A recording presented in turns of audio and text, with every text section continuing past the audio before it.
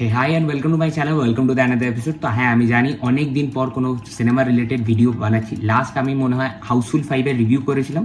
তারপর থেকে এখনও পর্যন্ত কোনো সিনেমা আমি দেখতে পাইনি এবং কোনো ট্রেলারের রিভিউ তো দূরে থাক, আমি এই দিকে আসিনি।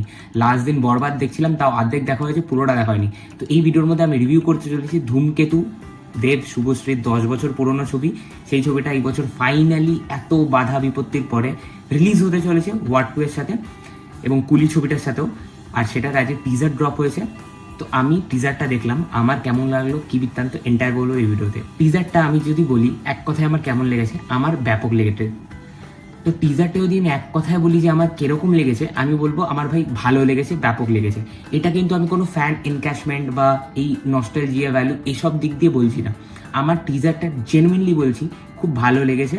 এবং আমার যেটা সব থেকে ভালো লেগেছে সেটা হচ্ছে 10 বছর পুরনো একটা ছবি, যে ছবিটা 10 বছর আগে তৈরি হয়েছে, সেই ছবিটা আজকের ডেটেড মনে হচ্ছে না যে পুরনো।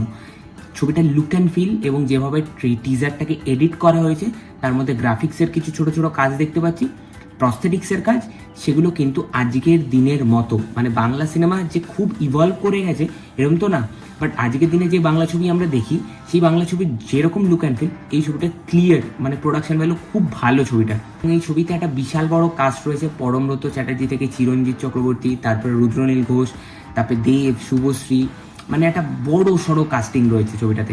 এবং মানে অনেকেই আজকে ইন্টারপার্সোনাল কানেকশন হয়তো এদের মধ্যে নেই, কিন্তু তারাও কীভাবে এই ছবি একে অপরের সাথে যুক্ত করে দেয়, এটাই জাস্ট একবার ভেবে দেখো। টিজারটার মধ্যে যেটুকুনি আমি গল্পটা বুঝতে পারলাম, যে দেব হয়তো একজন আর্মি অফিসার থাকবে বা যে কোনো ডিফেন্স পার্সোনাল।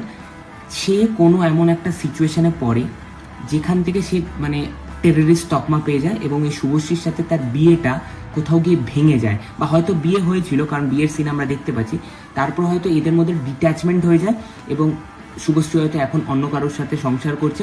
দেব হচ্ছে এরকম প্রস্থেটিক্স মেকআপসের একটা মানে ভেস ধরে সে এদিক ওদিক পালিয়ে বেড়াচ্ছে, কারণ তাকে ইন্ডিয়াতে টেররিস্ট ঘোষিত করে দেওয়া হয়েছে।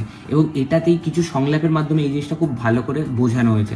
সো এর থেকে বেশি আমি গল্পের কিছু আন্দাজ করতে পারিনি, এবং আন্দাজ করতে পারলেও তোমাদেরকে কেন বলবো, তোমরা সিনেমা হলে গিয়ে ছবিটা দেখবে। ওভারঅল আমার টিজারটা বেশ ভালো লেগেছে, আমার বেশ মানে ফ্রেশই লেগেছে। এবং এতদিন পর দেব শুভশ্রী, সেটা তো একটা আলাদা নস্টালজিয়া ফ্যাক্টর আছে, এবং মানে তাদের কেমিস্ট্রিটা ডেফিনেটলি ভালো ছিল এবং সেটা দেখতে মজা লাগবে। So I am really excited for this film. এবং এই ছবিটা আসবে ওয়ার্ড 2 এবং কুলির সাথে। তো আমি ফার্স্টে এই ছবিটা দেখবো, দেন আমি ওয়ার্ড 2 দেখবো, তারপর যদি আমার এখানে শো থাকে তাহলে আমি কুলি দেখবো, নাহলে দেখবো না। তো দ্যাটস অল। সো এইটাই ছিল এই ভিডিওটা ভালো লাগে কি করতে পারে, লাইক শেয়ার সাবস্ক্রাইব, রেড বাটনটা প্রেস করে ক্লিক করতে হবে, নেক্সট ভিডিও বেল আইকনটা টিপে দাও। টাটা।